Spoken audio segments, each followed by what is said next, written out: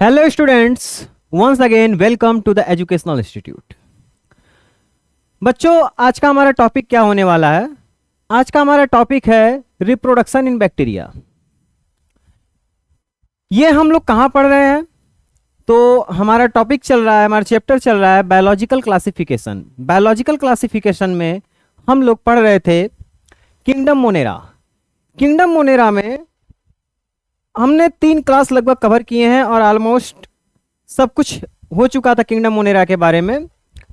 और kingdom Monera में basically हम बैक्टीरिया के बारे में डिस्कस कर रहे थे। तो बैक्टीरिया का न्यूट्रिशन, क्लासिफिकेशन, सेल स्ट्रक्चर, ये हम लोग प्रीवियस क्लास में कवर कर चुके हैं। तो जो बच गया है बैक्टीरिया का वो है रिप्रोडक्शन। तो इस क्लास में हम लोग कवर करेंगे रिप्रोडक्शन इन बैक्टीरिया। तो बैक्टीरिया में भी रिप्रोडक्शन 2 तरीके से होता है। पहला एसेक्सुअल रिप्रोडक्शन, दूसरा सेक्सुअल रिप्रोडक्शन। एसेक्सुअल रिप्रोडक्शन के कुछ टाइप्स होते हैं, उसी तरह से सेक्सुअल रिप्रोडक्शन के भी कुछ टाइप्स होते हैं। हालांकि बैक्टीरिया में जो सेक्सुअल रिप्रोडक्शन होता है उसे हम ट्रू सेक्सुअल रिप्रोडक्शन नहीं मानते हैं, ठीक है। But transfer of genetic material के वजह से हम इसको सेक्सुअल रिप्रोडक्शन में कंसीडर करते जरूर है, बट ये ट्रू सेक्सुअल रिप्रोडक्शन का हिस्सा नहीं है। तो टाइप्स देख लेते हैं, हमें किन किन चीजों पे डिस्कस करना है सेक्सुअल रिप्रोडक्शन में। तो सबसे पहला और मोस्ट कॉमन बाइनरी फिजन। क्या है? Binary fission. नेक्स्ट बर्डिंग, उसके बाद cyst formation, endospore formation and the last one is conidia. Means that 1 2 3 4 5, ये 5 टाइप के एसेक्सुअल रिप्रोडक्शन हमको कवर करने हैं। और 3 टाइप के 1 2 3 टाइप के क्या कवर करने हैं? सेक्सुअल रिप्रोडक्शन, ठीक है। तो हम सबसे पहले स्टार्ट करेंगे बाइनरी फिजन इन बैक्टीरिया। तो देखिए, binary fission most common division होता है किसमें? बैक्टीरिया में। इस प्रोसेस में करता क्या है बैक्टीरिया कि यह है बैक्टीरियल सेल, सबसे बाहर बैक्टीरियल वॉल होता है या बैक्टीरियल सेल वॉल, उसके अंदर उसका मेम्ब्रेन, अंदर जेनेटिक मटेरियल, और यह है मेसोसोम्स। आपको पता ही है बैक्टीरिया क्या है, प्रोकैरियोटिक सेल है। प्रोकैरियोटिक में सेल ऑर्गेनेल्स एब्सेंट होते हैं, तो मोस्ट ऑफ द फंक्शन इनका कौन परफॉर्म करता है? मेसोसोम्स। कौन परफॉर्म करता है? मेसोसोम्स। अब होगा क्या बाइनरी फिजन के दौरान? ये जो आपका मेसोसोम है और genetic material means that DNA, ये डुप्लीकेट करेंगे। क्या करेंगे? डुप्लीकेट। मेसोसोम का डुप्लीकेशन हुआ, उसके बाद किसका डुप्लीकेशन हो रहा है? जेनेटिक मटेरियल का डुप्लीकेशन। जब जेनेटिक मटेरियल और मेसोसोम्स डुप्लीकेट कर जाएंगे तो ये जो इनका सेल मेम्ब्रेन है, सेल मेम्ब्रेन सेंटर से अंदर की तरफ इन्वेजिनेट करना शुरू कर देता है। क्या करेगा? इन्वेजिनेट करना शुरू करेगा। और फाइनली ये इन्वेजिनेट करने के बाद एक सेल से कितने सेल में कन्वर्ट हो जाएंगे? तो 2 सेल में कन्वर्ट हो जाएंगे। कितने सेल में कन्वर्ट हो जाएंगे? एक सेल से 2 सेल में कन्वर्ट हो जाएंगे। तो बाइनरी का मतलब ही होता है 2, और फिजन का मतलब होता है क्या? डिवीजन। तो इस टाइप के डिवीजन से बैक्टीरिया एक सेल से कितने नए सेल्स बनाता है? 2 सेल्स बनाता है। कितने? 2 नए सेल्स बनाता है। तो इनके इवेंट्स क्या क्या है? Duplication of genetic material and मेसोसोम्स, उसके बाद सेप्टम फॉर्मेशन, उसके बाद सेल डिवीजन। ये इतने प्रोसेस फाइनली चलते हैं। ये जो दोनों इनके डॉटर सेल्स हैं ये आइडेंटिकल होते हैं। किसके आइडेंटिकल होते हैं? अपने पेरेंटल सेल के। क्यों पेरेंटल सेल के आइडेंटिकल होंगे? क्योंकि आपको पता है ये एसेक्सुअल रिप्रोडक्शन का टाइप है। एसेक्सुअल रिप्रोडक्शन में आइडेंटिटी नहीं बदलती है। क्या होती है? आइडेंटिटी नहीं बदलती है एसेक्सुअल रिप्रोडक्शन में। कुछ लोगों को कंफ्यूजन हो सकता है कि सर बाइनरी फिजन तो हूबहू कुछ माइटोटिक डिवीजन जैसा लग रहा है। क्या होता है? Mitotic division. अगर आप सेल डिवीजन पढ़ चुके हैं तब, मियोसिस माइटोसिस अगर आप पढ़ चुके हैं तो आपको फिजन कुछ कुछ माइटोटिक डिवीजन जैसा लगेगा, बट ये माइटोटिक डिवीजन है नहीं। क्यों माइटोटिक डिवीजन नहीं है? सबसे बड़ा डिफरेंस बच्चों, माइटोटिक डिवीजन में होता है स्पिंडल फाइबर्स का फॉर्मेशन, लेकिन बाइनरी फिजन में स्पिंडल फाइबर का फॉर्मेशन नहीं होता। स्पिंडल फाइबर का फॉर्मेशन नहीं होता। और दूसरी सबसे खास बात कि बाइनरी फिजन में 100% इक्वल सेल आने की पॉसिबिलिटीज नहीं होती है, जबकि माइटोटिक में ऐसा होता है। माइटोटिक डिवीजन में क्या होता है? इक्वल डिवीजन होता है, वो गारंटीड होता है, बट बाइनरी फिजन में equal division is not guaranteed. Equal division is not guaranteed. ठीक है, तो अगर आपसे कोई पूछे कि माइटोटिक डिवीजन में क्या डिफरेंस है और बाइनरी फिजन में, तो आप बस ये 2 पॉइंट बता दीजिएगा कि बाइनरी फिजन में स्पिंडल फाइबर का फॉर्मेशन नहीं होता है और इक्वल डिवीजन की गारंटी नहीं होती है, जबकि माइटोटिक डिवीजन में ये दोनों चीजें होती है। ठीक है बच्चों, तो आई होप दैट आपको बाइनरी फिजन क्लियर हो गया होगा। अब हम बात करेंगे दूसरे एसेक्सुअल रिप्रोडक्शन की। दूसरा एसेक्सुअल रिप्रोडक्शन हमारा कौन सा है? तो दूसरा है बडिंग। क्या है बच्चों? बडिंग। बडिंग में क्या होता है? ये सेल है, सेल के ऊपर पता है आपको कि सेल वॉल होता है।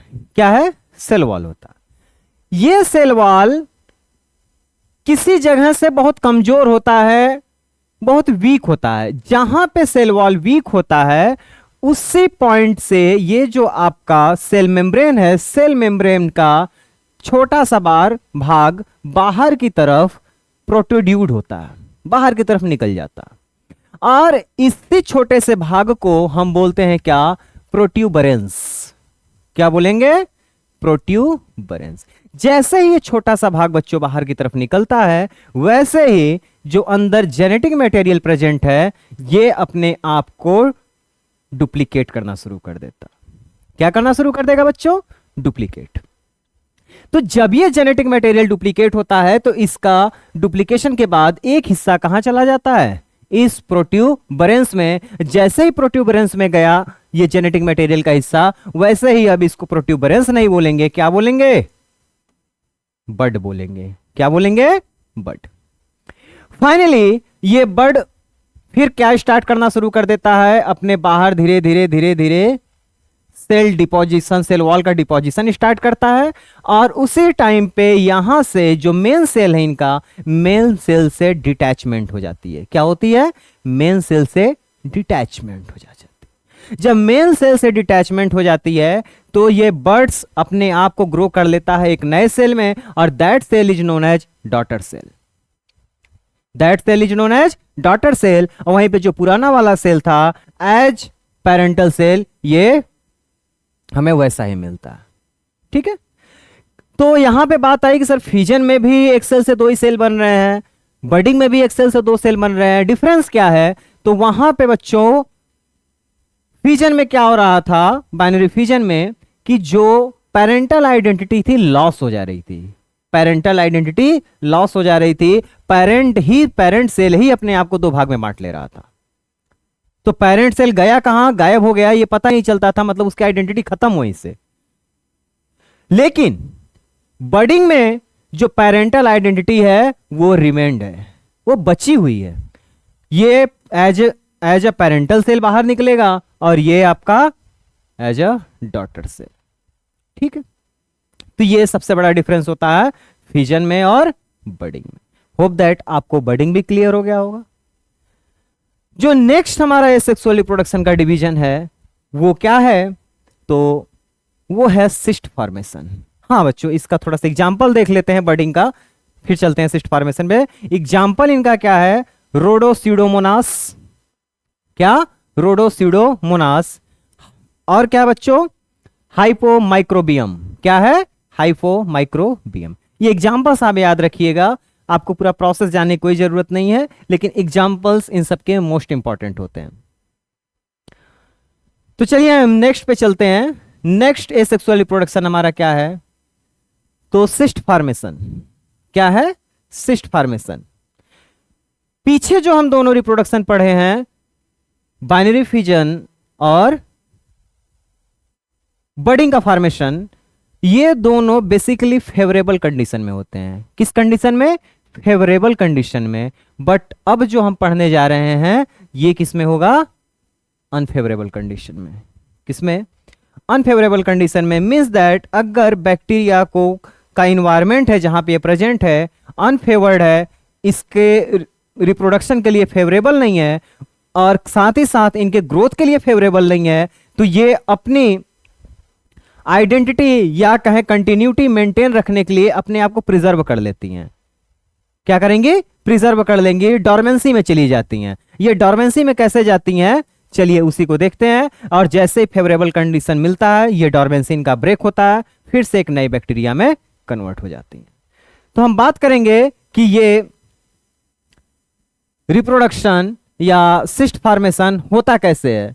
तो जब बच्चों अनफेवरेबल कंडीशन मिलता है किसको? बैक्टीरिया को, तो ये जो सेल है, सेल के अंदर आपको दिख रहा होगा इनका सेल मेम्ब्रेन। क्या दिख रहा है? Cell membrane. सेल मेम्ब्रेन करने लगता है श्रिंक, और ये जो सेल वॉल है, सेल वॉल से इसका हो जाता है डिटैचमेंट। सेल वॉल से क्या हो गया? डिटैच हो गया।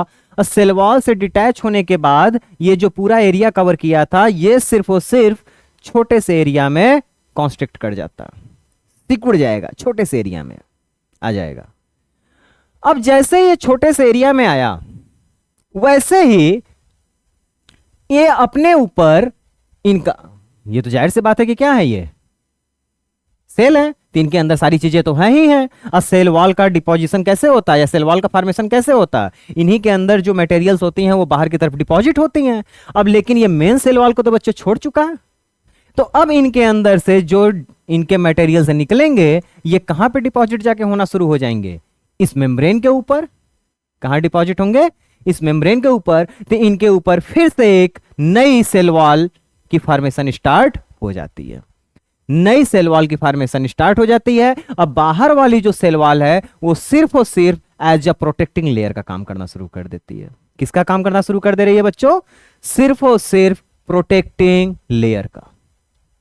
अब अनफेवरेबल कंडीशन खत्म होते होते ये ऑटोक्लीव्ड हो जाता है, मतलब ये सेल वॉल खत्म हो जाता है इनका। और सेल वॉल जब खत्म हो जाता है तो फाइनली ये सिस्ट आ जाते हैं बाहर। और सिस्ट जब बाहर आए तो फेवरेबल कंडीशन मिलते ही ये क्या कर जाते हैं? एक नए बैक्टीरिया सेल में ग्रो कर जाते हैं। एक नए बैक्टीरियल सेल में क्या कर जाएंगे बच्चों? ग्रो कर जाएंगे। और इस टाइप से रिप्रोडक्शन करने की कैपेबिलिटी किसमें होती है? बैक्टीरिया में होती है। और इसी प्रोसेस को बोलते हैं सिस्ट फॉर्मेशन। और किस बैक्टीरिया में होती है? एग्जांपल्स भी जरा देख लें हम लोग। तो ये बेसिकली होता है एजेटोबैक्टर में और मिक्सोकॉकस में। एजेटोबैक्टर और मिक्सोकॉकस। और भी बैक्टीरिया में होती हैं, लेकिन आपको बहुत सारे एग्जांपल्स नहीं याद रखने, लेकिन एक दो एग्जांपल्स तो आपको याद होना ही चाहिए। तो आप ये एजेटोबैक्टर का नाम आप तो भाई बहुत बार सुने होंगे, हाँ मिक्सोकॉकस का नहीं सुनेंगे, कोई बात नहीं। तो कम से कम एजेटोबैक्टर का नाम याद रखिएगा। तो हम 3 टाइप के एसेक्सुअल रिप्रोडक्शन की बात कर लिए। कौन? Binary fission, budding, cyst formation. Cyst formation से ही कुछ मिलता जुलता आपको स्ट्रक्चर एक और दिखाने वाले हैं, दैट इज कॉल्ड स्पोर्युलेशन या स्पोर फॉर्मेशन। बैक्टीरिया में स्पोर्युलेशन भी होता है, मींस दैट, सॉरी स्पोर्युलेशन बोल दिए, इंडोस्पोर फॉर्मेशन, सॉरी माफ करिएगा। क्या होता है? इंडोस्पोर का फॉर्मेशन। इंडोस्पोर्स के थ्रू भी बैक्टीरिया सेल डिवीजन कर सकता है। क्या कर सकता है? सेल डिवीजन कर सकता है। तो चलिए नेक्स्ट हम यही देखेंगे कि इंडोस्पोर का फॉर्मेशन कैसे होता है बैक्टीरिया में।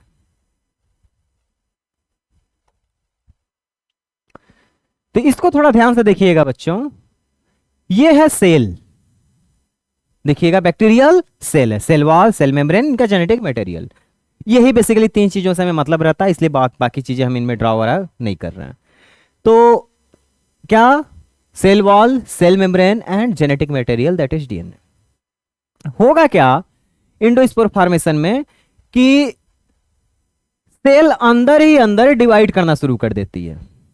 सेल वॉल के अंदर ही जो सेल है वो क्या करना शुरू कर देगा, डिवीजन करना शुरू करेगा। डिवीजन के दौरान इनमें दो सेल्स बनते हैं, बट ये डिवीजन अनइक्वल होता है। क्या होगा, अनइक्वल डिवीजन होगा बच्चों। एक सेल बड़ा और दूसरा सेल छोटा, दो सेल बने, एक बड़ा सेल एक छोटा सेल। क्या बोल बनेंगे, दो सेल, एक बड़ा सेल एक छोटा सेल। अब इस छोटे सेल को बोलते क्या है, छोटे सेल को बोलते हैं प्रीमॉर्डियम। प्रीमॉर्डियम या प्रीमॉर्डियम सेल बोल लें या सीधे सीधे प्रीमॉर्डियम ही बोल लें, ठीक है। अब ये प्रीमॉर्डियम सेल जो बना है छोटा सा है, इस प्रीमॉर्डियम सेल को या इस छोटे वाले सेल को बड़ा वाला सेल क्या करने की कोशिश करेगा, खा जाने की कोशिश करेगा। क्या कोशिश करेगा, खा जाने की कोशिश करेगा, मतलब इंगल्फ कर लेगा इसको। छोटे वाले सेल को बड़ा वाला सेल क्या कर लेता है, इंगल्फ कर लिया, ठीक है।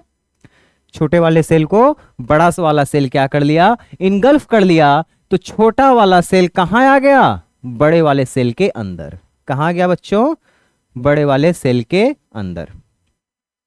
अब जैसे ही बड़े वाले सेल के अंदर आया, ये क्या हुआ, बड़े वाले सेल के अंदर आया। इसी समय इसको क्या बोलना हम शुरू कर देते हैं, छोटे वाले सेल को बोलना शुरू कर देते हैं हम इंडोस्पोर। कंप्लीट डेवलपमेंट अभी इसका हुआ नहीं है, लेकिन अब इसको क्या बोलना शुरू कर देंगे, इंडोस्पोर। और बड़े वाले सेल को हम क्या बोलना शुरू कर देते हैं, sporangium. Sporangium, endospore and sporangium, दो चीजें आपको दिखाई दी। अब छोटा वाला सेल अंदर आ ही गया है, तो अब ये क्या करना शुरू कर देगा, वही हाल है सबका कि सेल मेम्ब्रेन के ऊपर सेल वॉल का फॉर्मेशन स्टार्ट हो जाता है। तो ये फाइनली अपने ऊपर सेल वॉल का फॉर्मेशन स्टार्ट कर देगा। अब जो बाहर की चीजें हैं, बाहर वाली लेयर्स, इनको क्या प्रोवाइड करना शुरू कर देती हैं, प्रोटेक्शन प्रोवाइड करना शुरू कर देती हैं। कैसे प्रोटेक्शन प्रोवाइड करती हैं, तो इनका प्रोटेक्शन थोड़ा सा एडवांस लेवल का होता है। इंडोस्पोर का जो प्रोटेक्शन है बाहर वाले सेल के थ्रू, मींस दैट इंडोस्पोर के बाहर जो माइक्रोस्पोरेंजियम है, अब बड़े वाले सेल को हम क्या बोल रहे हैं, स्पोरेंजियम। तो स्पोरेंजियम के थ्रू जो इनके ऊपर प्रोटेक्शन प्रोवाइड हो रहा है वो थोड़ा एडवांस लेवल का होता है। देखिए कैसे एडवांस लेवल का होता है। तो ये है छोटा वाला सेल, अंदर डीएनए, बाहर उसका मेम्ब्रेन, इसको हम बोलते हैं कोर मेम्ब्रेन। फिर उसके ऊपर जो डिपॉजिट हो रहा है इसका सेल वॉल, ठीक, क्या है, cell wall. Cell wall basically किसका होता है, पेप्टाइडोग्लाइकन्स का। तो आप ये याद रखिएगा हमेशा कि बैक्टीरियल सेल वॉल हमेशा पेप्टाइडोग्लाइकन्स का है, हम लिखें या न लिखें। तो ये आपका पेप्टाइडोग्लाइकन्स का होने लगा डिपोजिशन। लेकिन बाहर के जो चीजें बची हैं, ये जो बड़ा वाला सेल है, बड़ा वाला सेल में तो बाकी मटेरियल्स तो प्रेजेंट है ना, हम दिखा भले नहीं रहे हैं, लेकिन ये पहले था तो सेल। और सेल में बहुत सारी चीजें प्रेजेंट रहती हैं, कुछ एसिड्स प्रेजेंट रहती हैं, प्रोटीन्स प्रेजेंट रहती हैं, लिपिड्स प्रेजेंट रहती हैं। तो फाइनली इन्हीं में से एक स्पेशल स्ट्रक्चर का फॉर्मेशन होता है। और कैसे होता है, जो यहां पे मटेरियल्स प्रेजेंट थी उसमें प्रेजेंट होता है calcium ion, peptidoglycans and dipicolinic acid. Dipicolinic acid, ये डीपीकोलिनिक एसिड, कैल्शियम आयन और पेप्टाइडोग्लाइकन्स मिलके क्या बना देते हैं, इस सेल वॉल के ऊपर एक और प्रोटेक्टिंग लेयर, जो हम ये आपको दिखा रहे हैं क्रॉस कर करके, एक और लेयर बन गया है। और इस लेयर को अब हम बोलते हैं कॉर्टेक्स। क्या बोलते हैं, कॉर्टेक्स। तो कॉर्टेक्स में क्या प्रेजेंट होता है, डीपीकोलिनिक एसिड, कैल्शियम आयन, पेप्टाइडोग्लाइकन्स। ये आपका डीपीकोलिनिक एसिड जो है, यहां से नीट के क्वेश्चन पूछे जाते हैं, ठीक है। क्या पूछा जाता है कि इंडोस्पोर्स हाईली रेजिस्टेबल क्यों होते हैं, क्योंकि इनके ऊपर कॉर्टेक्स प्रेजेंट होता है, और कॉर्टेक्स के पास क्या होता है, डीपीकोलिनिक एसिड, जो हाईली रेजिस्टेंट सब्सटेंट है। क्या है, हाईली रेजिस्टेंट सब्सटेंस। जो इनको बहुत ज्यादा एक्सट्रीम कंडीशन में भी प्रोटेक्ट करने की क्षमता रखता है। ठीक, अब इनके ऊपर अब कुछ चीजें तो थी इस सेल के अंदर जो डिपॉजिट हो गई एज ए कॉर्टेक्स, किसके ऊपर, इंडोस्पोर के ऊपर। अब कुछ चीजें तो और भी बची हुई हैं, प्रोटीन वगैरह बची हैं। तो जो इनके प्रोटीन्स है स्पोरेंजियम के पुराने वाले सेल के, ये प्रोटीन का डिपॉजिशन फिर दूसरे लेयर के फॉर्म में होता है। और ये दूसरा वाला लेयर जो है येलो रंग से हम बनाए हैं बच्चों, थोड़ा देखिएगा, इसको हम क्या बोलते हैं, स्पोर वॉल। क्या बोलेंगे, स्पोर वॉल या स्पोर कोट बोलते हैं। आप वॉल भी बोल सकते हो, कोट भी बोल सकते हैं। स्पोर कोट या स्पोर वॉल। ये स्पोर वॉल किस चीज का बना होता है, प्रोटीन का बना होता है। ये प्रोटीन इनको कहां से मिला, तो ये जो पुराना वाला सेल्स था उसी प्रोटीन का यूज किया जाता है। ठीक है, और जो इनका पुराने वाले सेल का मींस दैट माइक्रोस्पोरेंजियम सेल का सेल वॉल तो पहले से ही प्रेजेंट है, और ये सेल वॉल भी इनको प्रोटेक्शन देता है। और इसको अब हम किस नाम से जानते हैं, इसको अब हम एक्जोस्पोरेंजियम के नाम से जानेंगे, एक्जोस्पोर के नाम से जानेंगे। ठीक है, ये सॉरी एक्जोस्पोर बोल रहे हैं, एक्जोस्पोरियम नाम थोड़ा गलत हो गया है, फिर से लिख दे रहे हैं, एक्जोस्पोरियम।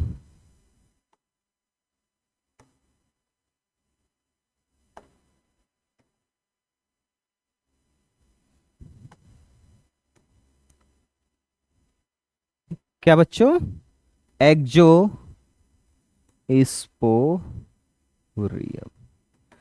क्वेश्चन यहां से ये उठा कि सर इतना प्रोटेक्शन में प्रेजेंट है ऊपर एक्जोस्पोरियम, उसके बाद स्पोर कोट के बाद कॉर्टेक्स, तो ये इंडोस्पर्म बाहर कैसे निकलेगा, बाहर नहीं निकलेगा तो फिर ये नया बैक्टीरिया कैसे बनाएगा।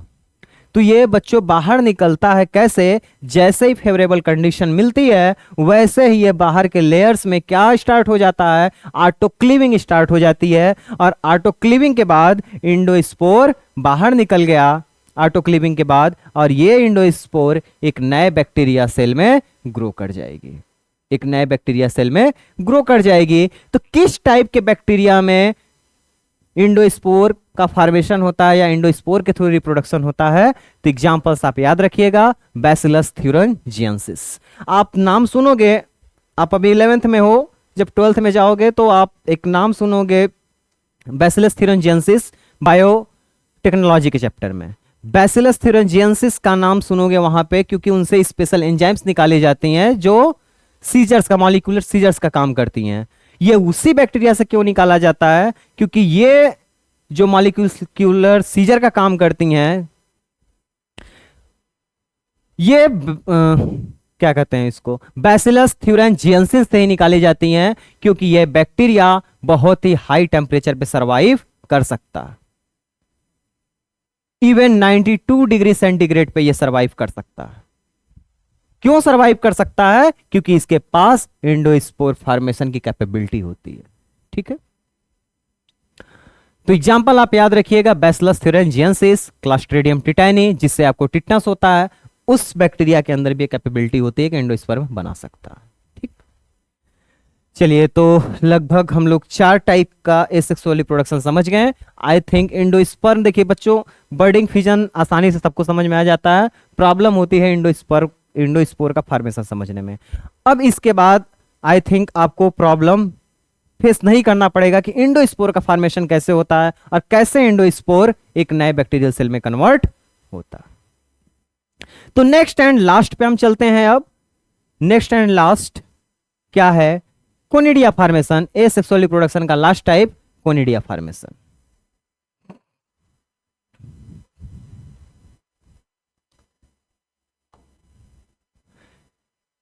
कोनिडिया का फॉर्मेशन मोस्टली सारे बैक्टीरिया में नहीं होता है, कुछ फिलामेंटस बैक्टीरिया में होता है।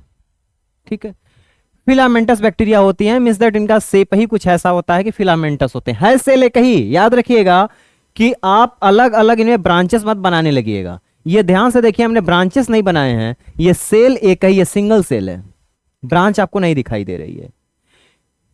ब्रांच का मतलब ब्रांच तो है, बस सेप्टम नहीं दिखाई दे रही है, सेपरेटेड नहीं है ये ब्रांच एक दूसरे से, ये ब्रांच एक दूसरे से कंटिन्यूअस वे में है।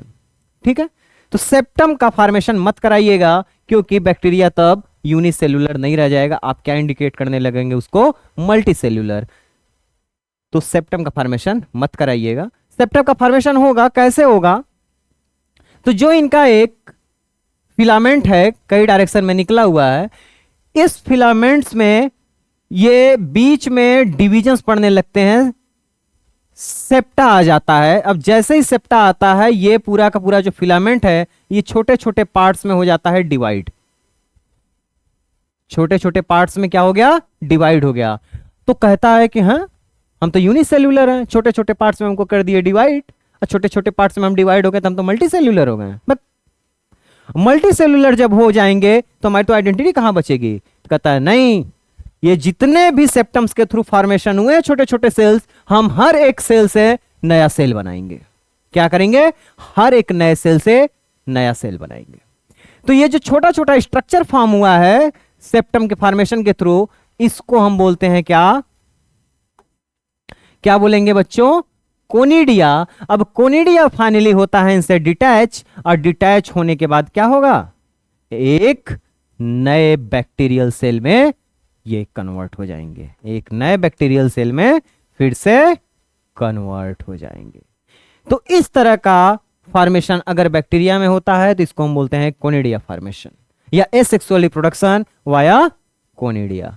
एग्जाम्पल क्या है, स्ट्रेप्टोमाइसिस।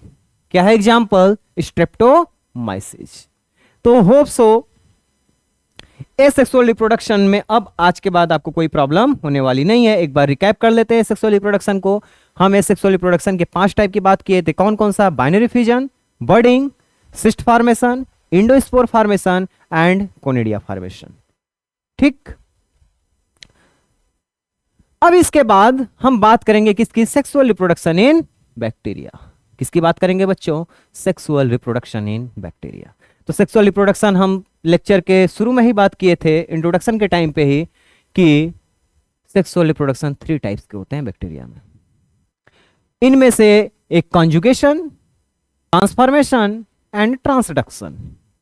तो जो सबसे इंपॉर्टेंट है, जो आपको थोड़ा मन से पढ़ना है, वो पढ़ना है कॉन्जुगेशन।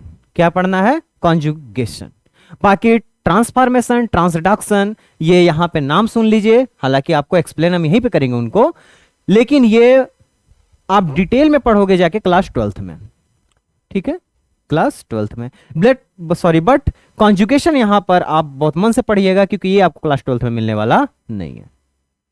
तो चलिए देखिए होता क्या है कॉन्जुगेशन में। बैक्टीरियल सेल होते हैं, कुछ बैक्टीरियल सेल ऐसे होते हैं जिनके पास एक्स्ट्रा क्रोमोजोमल मटेरियल होता है। कुछ बैक्टीरियल सेल होते हैं जिनके पास एक्स्ट्रा क्रोमोजोमल मटेरियल होता है, और उसको हम क्या बोलते हैं, प्लाज्मिड, एक्स्ट्रा क्रोमोजोमल मटेरियल।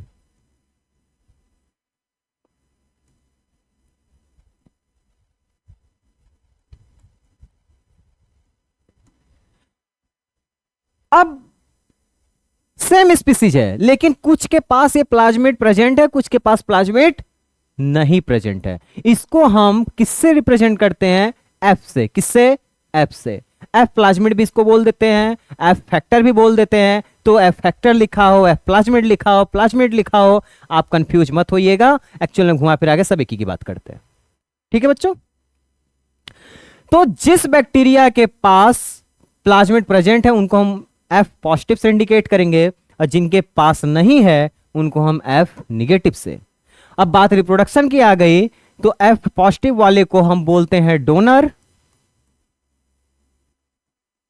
और एफ निगेटिव वाले को बोलते हैं रेसिपिएंट। क्या बोलेंगे, रेसिपिएंट। मतलब देने वाला, और रेसिपिएंट मींस लेने वाला। होगा क्या यहां पर, बैक्टीरिया आपको पता है, जब हम स्ट्रक्चर की बात किए थे शुरू में कि बैक्टीरिया का टिपिकल स्ट्रक्चर क्या होता है, तो एक हम स्ट्रक्चर बनाए थे वॉल के ऊपर, दैट इज पाइलस। क्या बनाए थे बच्चों, पाइलस।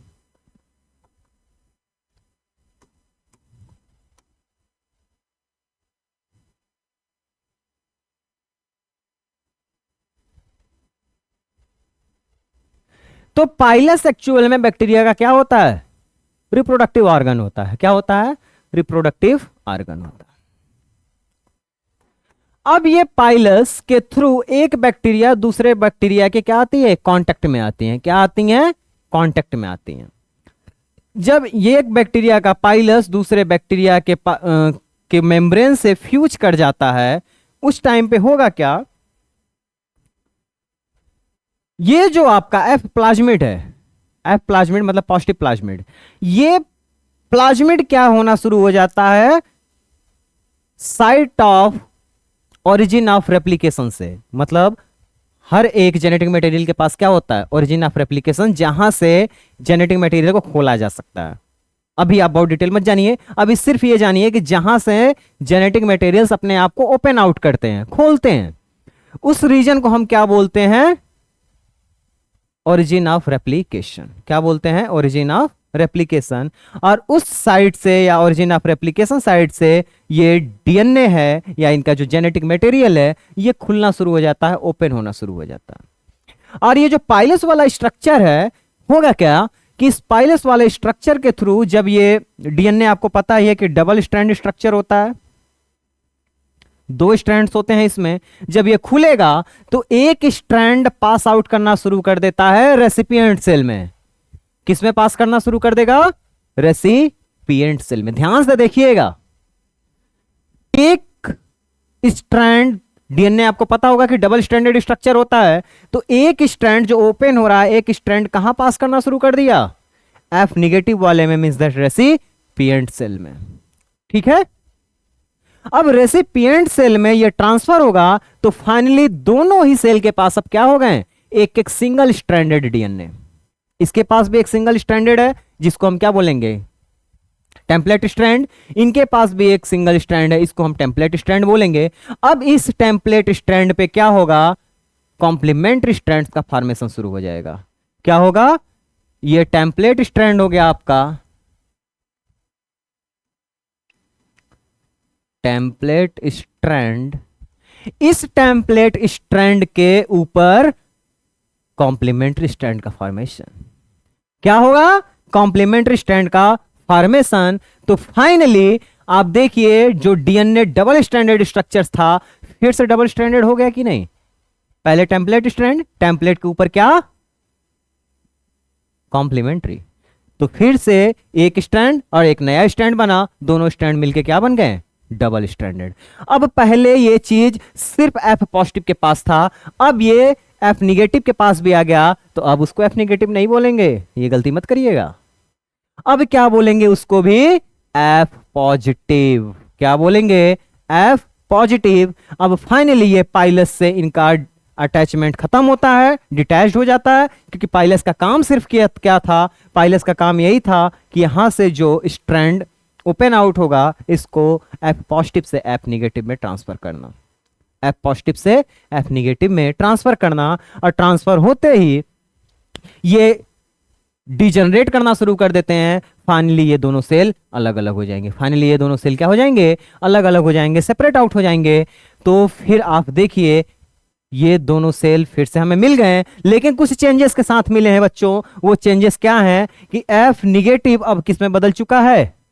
एफ पॉजिटिव में। एफ पॉजिटिव का मतलब कि इसके अंदर कहीं ना कहीं किसी और से कुछ जेनेटिक मटेरियल इंसर्ट कर दिया गया, और जब जेनेटिक मटेरियल किसी और का किसी और में इंसर्ट किया जाता है, इसी टाइप के ट्रांसफॉर्मेशन को, या यूं कहें कि इसी टाइप के प्रोसेस को ही हम क्या बोलने लगते हैं? Sexual reproduction in bacteria.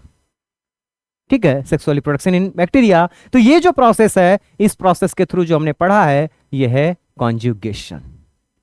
ये क्या है? कॉन्जुगेशन। एग्जाम्पल बेसिकली ये आपको देखने को मिलेगा ई कोलाई में, एस्चेरिचिया कोलाई। काफी इंपॉर्टेंट है इवन बैक्टीरिया के दुनिया का। हम लोगों के हिसाब से, चाहे प्रैक्टिकल के पॉइंट ऑफ व्यू से ले ले, चाहे इंपॉर्टेंस के पॉइंट ऑफ व्यू से ले ले, ये बैक्टीरिया काफी इंपॉर्टेंट है, ई कोलाई। ठीक, तो सेक्सुअल रिप्रोडक्शन में आई थिंक कॉन्जुगेशन अब आपको एकदम क्लियर हो गया होगा, कोई दिक्कत नहीं होगा। नेक्स्ट अब हम बात करेंगे दो बैक्टीरिया। हाँ, एक सेकेंड, ये कॉन्जुगेशन सबसे पहले ऑब्जर्व किसने किया था, इसका नाम इंपॉर्टेंट है। एक्चुअल में यही इंपॉर्टेंट है। ये आपको आ रहा है तो अच्छी बात है, समझ गए तो अच्छी बात है, नहीं समझे तो भी कोई बहुत विशेष दिक्कत नहीं है। लेकिन दिक्कत तब हो जाएगी जब आप उसको नहीं याद रखेंगे कि ये कॉन्जुगेशन प्रोसेस दिया किसने है। तो उस साइंटिस्ट का नाम लिखिएगा, वो साइंटिस्ट हैं Lederberg and Tatum. Lederberg and Tatum.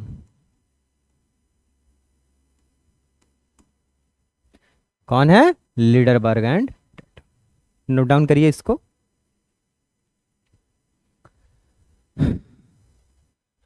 अब हम नेक्स्ट बात करेंगे बच्चों किसकी, ट्रांसफॉर्मेशन की। किसकी, ट्रांसफॉर्मेशन की। ट्रांसफॉर्मेशन के लिए एक्चुअल में एक एक्सपेरिमेंट किया था जो ग्रिफिथ ने किया था। इसमें माइस का इन्वॉल्वमेंट होता है, स्ट्रेप्टोकोकस न्यूमोनिया का इन्वॉल्वमेंट होता है। तो हम बहुत ज्यादा डिटेल में नहीं जाने वाले हैं, सिर्फ समझिए कि ये ट्रांसफॉर्मेशन होता कैसा है। मतलब बैक्टीरिया ट्रांसफॉर्म हो जाएगी। ट्रांसफॉर्म होने का मतलब क्या है कि जो इसका पुराना स्ट्रक्चर था उसमें कुछ मॉडिफिकेशन आ जाएंगे। ये मॉडिफिकेशन कैसे आएंगे चलिए देखते हैं। ट्रांसफॉर्मेशन में होता क्या है कि अगर किसी बैक्टीरिया सेल के सराउंडिंग में बच्चों, क्या किसी बैक्टीरिया सेल के सराउंडिंग में कुछ जेनेटिक मटेरियल अगर प्रेजेंट है, क्लिप्ड फॉर्म में, छोटे छोटे स्ट्रक्चर्स के फॉर्म में कुछ जेनेटिक मटेरियल प्रेजेंट हैं, तो एक्सटर्नल एनवायरनमेंट से ये बैक्टीरिया क्या करती हैं, उस जेनेटिक मटेरियल को अपने अंदर इंसर्ट करा लेती हैं। क्या करती हैं, अपने अंदर इंसर्ट करा लेती हैं। Means that transformation process is natural process. ये इनकी खुद की कैपेबिलिटी है कि ये अपने अंदर बाहर से जेनेटिक मटेरियल को अंदर इंसर्ट करा सकती हैं, मींस दैट इन्वायरमेंट में से। ऐसे इन्वायरमेंट में इनको पुट आउट किया गया है, सॉरी पुटअप किया गया है, जहां पर बाहर क्या प्रेजेंट है, जेनेटिक मटेरियल्स प्रेजेंट हैं। तो उसको क्या कर लेते हैं, वो रिसीव करके अपने अंदर लेकर चली आती है। ठीक, अब देखिए बाहर ये छोटे छोटे डीएनए के सेगमेंट्स हैं और ये इनको क्या कर लिया, अंदर इंसर्ट करा लिया। अंदर जैसे इंसर्ट किए तो अब ये जेनेटिक मटेरियल भी इस फाइनली सेल का पार्ट हो गया कि नहीं हो गया। अब सिर्फ अंदर ही नहीं लाती हैं, देखिए अंदर आ जाने मात्र से इनका ट्रांसफॉर्मेशन नहीं हो गया। ट्रांसफॉर्मेशन तब होगा जब ये जो आया हुआ पार्ट है इनके ओरिजिनल डीएनए के ऊपर लाइगेट कर जाएगा। क्या कर जाएगा, लाइगेट कर जाएगा। मींस दैट इनके ओरिजिनल जेनेटिक मटेरियल का वो हिस्सा बन जाएगा, पार्ट बन जाएगा। तब एक्चुअल में बैक्टीरिया ट्रांसफॉर्म्ड हो गया। मींस दैट इनके बेसिक स्ट्रक्चर में कुछ चेंजेस आ गए हैं। तो बेसिक स्ट्रक्चर में चेंजेस आने को ही तो हम ट्रांसफॉर्मेशन बोलते हैं। तो इनका जो बेसिक डीएनए था, इस डीएनए के ऊपर जो बाहर से डीएनए आया है वो लाइगेट कर जाएगा और फाइनली इस बैक्टीरिया को हम क्या बोलेंगे, जेनेटिकली ट्रांसफॉर्म्ड बैक्टीरिया। क्या बोलेंगे, जेनेटिकली ट्रांसफॉर्म्ड बैक्टीरिया। इस चीज को किसने ऑब्जर्व किया था, फर्स्ट ऑफ ऑल उस साइंटिस्ट का नाम याद रखिएगा, ये आपको क्लास 12th में मिलने वाला है और वो साइंटिस्ट है ग्रिफिथ। कौन है बच्चों, ग्रिफिथ, याद रखिएगा नाम ये। तो कॉन्जुगेशन के लिए लीडरबर्ग एंड टैटम, ट्रांसफॉर्मेशन के लिए ग्रिफिथ। ठीक, अब next and the last one, next and last one is transduction. दो प्रोसेस तो बहुत आसानी से आपको समझ में आ जाता है सेक्सुअल रिप्रोडक्शन में भी। कौन कौन सा, कॉन्जुगेशन एंड ट्रांसफॉर्मेशन। जो दिक्कत होती है यहां समझने में वो है ट्रांसडक्शन। ये कैसे होता है सर, दिमाग खराब कर देने वाला है ये ट्रांसफॉर्मेशन। लेकिन आपका दिमाग खराब नहीं होगा, बस आप 5 मिनट तक इस लेक्चर को और ध्यान से देखिए। 5 मिनट के बाद जो भी इसका ट्रांसडक्शन से रिलेटेड डर है वो आपके मन से खत्म हो जाएगा। कैसे खत्म होगा, चलिए देखिए। इसमें होता क्या है ट्रांसडक्शन में, कि ट्रांसडक्शन में आपको पहले ही बता रहे हैं होना कहां है, बैक्टीरिया में होना है। तो बैक्टीरिया तो रहेगा ही रहेगा। तो ये है हमारा बैक्टीरियल सेल। क्या है, बैक्टीरियल सेल। अब बैक्टीरिया के ऊपर भी अटैक कौन कर सकता है, वायरस। वायरस सबको परेशान कर देते हैं, बड़े से बड़े ऑर्गेनिज्म को भी परेशान करके रख देते हैं, छोटे से छोटे ऑर्गेनिज्म को भी परेशान करके रख देते हैं। वायरस बहुत खतरनाक चीज है।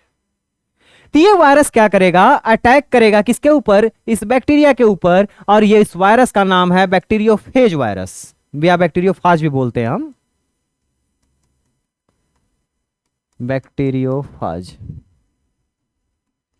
ये बैक्टीरियोफाज वायरस क्या करेगा, अटैक करेगा किसके ऊपर, बैक्टीरिया के ऊपर, और इनका जो जेनेटिक मटेरियल है ये इंटर कर जाएगा कहां पे, बैक्टीरिया सेल के अंदर। कहां आ गया, बैक्टीरिया सेल के अंदर। यही तो करते हैं वायरस, अपना जेनेटिक मटेरियल जिस सेल में डालते हैं उसी सेल के मशीनरीज का यूज करेंगे, अपना नंबर बढ़ाएंगे और उसी सेल को डैमेज करके रख देते हैं, काट पीट के खत्म कर देंगे।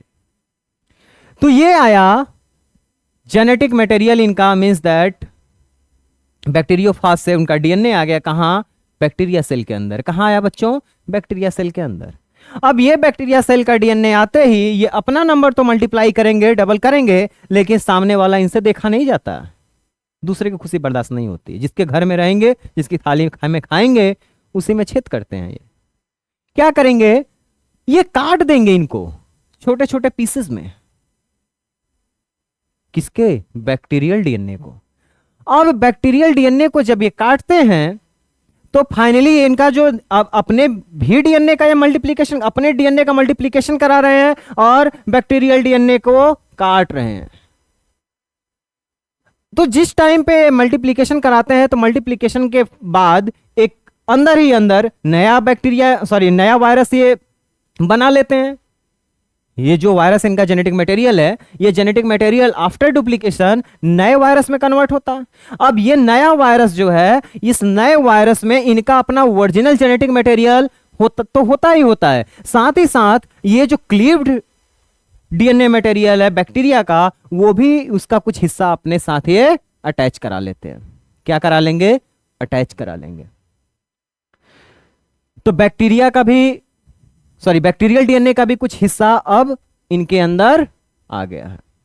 अब इनका नंबर इसी तरह से अंदर बहुत सारा बढ़ जाएगा। जब बहुत सारा नंबर बढ़ जाएगा तो फाइनली जिस बैक्टीरिया सेल में ये ग्रो कर रहे हैं उस बैक्टीरिया सेल एकदम बस्ट आउट कर जाती है, खत्म हो जाती है। और जैसे ही बैक्टीरिया सेल बस्ट आउट करेगी, ये वायरस निकलकर बाहर आते हैं। सर इसमें तो बैक्टीरिया ही मर गया, बैक्टीरिया ही खा गए आप। कहां से आप रिप्रोडक्शन करा रहे हैं बैक्टीरिया का, होगा अभी होगा, रुके रहिए। तो बैक्टीरिया ये खत्म हो गया है, लेकिन इनका नेचर खत्म नहीं होगा, जो है क्या, थाली में छेद करने वाला नेचर।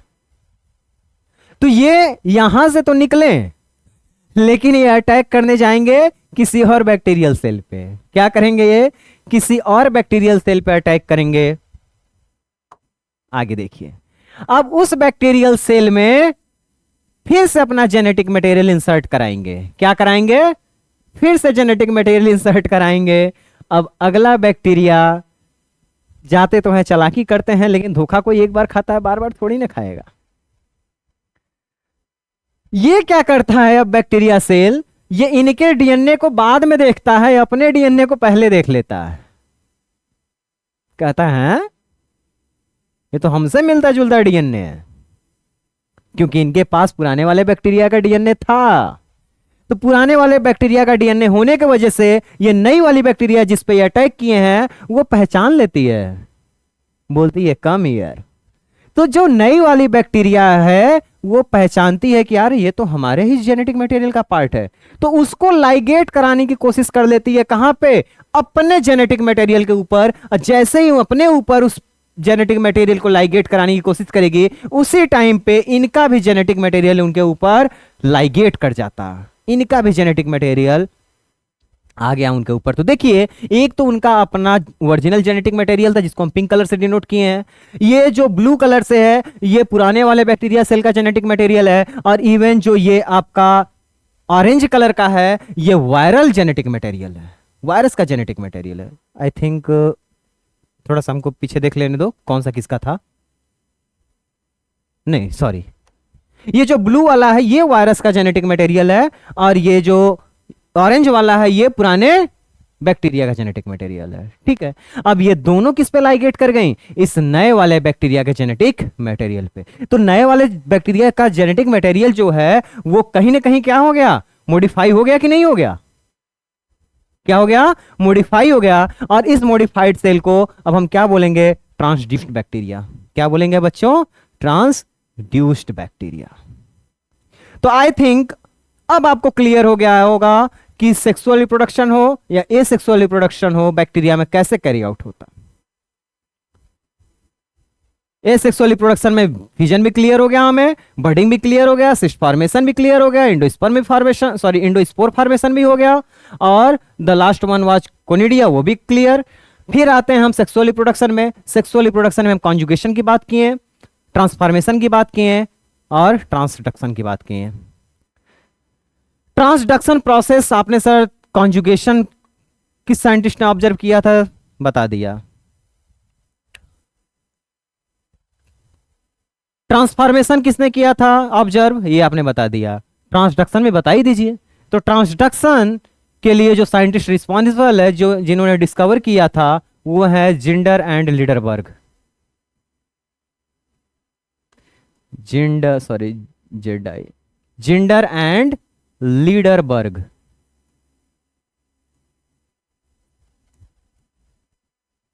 इन्होंने डिस्कवर किया था, discovered by Zinder and Lederberg. ठीक, क्लियर, याद रहेगा, very good. Example E coli. Example क्या है ट्रांसडक्शन का, इकोलाई। तो इसी के साथ रिप्रोडक्शन इन बैक्टीरिया कंप्लीट होता है। होप सो अब आज के बाद आपको रिप्रोडक्शन इन बैक्टीरिया से रिलेटेड कोई भी प्रॉब्लम नहीं होने वाली है। इसी के साथ आप सभी लोगों का धन्यवाद, और इस लेक्चर को हम यहीं पे एंड करते हैं। Thank you and have a nice day. जब भी देख रहे हैं, दिन में देख रहे हैं तो हैव अ नाइस डे, रात में देख रहे हैं तो हैव अ नाइस नाइट।